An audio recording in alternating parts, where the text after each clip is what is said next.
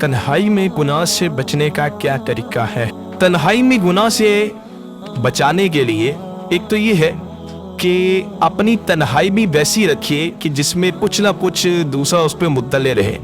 होता ये है कि इंसान तन्हाई में गुनाह तब करता है जब उसे ये पता होता है कि इंसान का मज़हब उसे कोई नहीं देख रहा, वरना खुदा तो देख ही रहा होता है, फरिश्ते भी उसके साथ होते हैं। तो अब ये होता है कि खुदा का डर ऐसा दिल में होता नहीं है और फरिश्तों की ऐसी शर्मो या दिल में नहीं होती, तो लिहाजा बंदा गुनाह करता है। तो अब उसका एक तरीका तो यही है कि आदमी ऐसी तन्हाई से ही बचे कि जिसके अंदर गुनाह में बढ़ता है।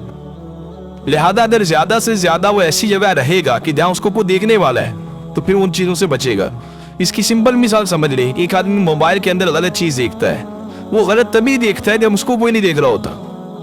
और अगर वो किसी दो चार मुहज़्ज़ब और मुअज़्ज़ज़ आदमियों के साथ बैठा हो या माँ बाप के साथ बैठा हो तो फिर नहीं देखेगा। तो इसका मतलब ये हुआ कि अगर वो अपनी वो चीज़ दूसरों के लिए ज़रा ओपन रखेगा तो खुद ही गुनाह से बच जाएगा। दूसरी बात यह है कि गुनाह से बचने की जो सबसे बड़ी बुनियाद है वो खुदा का खौफ होता है और मौत की फिक्र होती है। बंदा मौत को याद करे तो उसके बाद उसके लिए गुनाह से बचना आसान हो जाता है।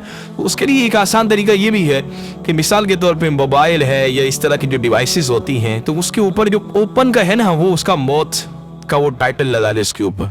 इसी तरह जो उसका पासवर्ड है ना वो भी मौत के साथ वाला कर दे कि तुझे मरना है, तुझे मर के हिसाब देना है, मौत आनी है, हर जान को मौत का जायका चखना है। ये देखिए इस तरह की जो वर्डिंग है कि जिसमें मौत और आखिरत का हिसाब आए। तो अब होगा ये कि गुनाह के लिए भी अगर मोबाइल खोला या डिवाइस खोली और उसका पासवर्ड ये लगाया कि मर के तुझे खुदा को हिसाब देना है, तो अब लाजमी बात है कि बंदा मुसलमान है तो ये चीज़ उस पर असर करती है, ये उसको फ़ायदा देती है।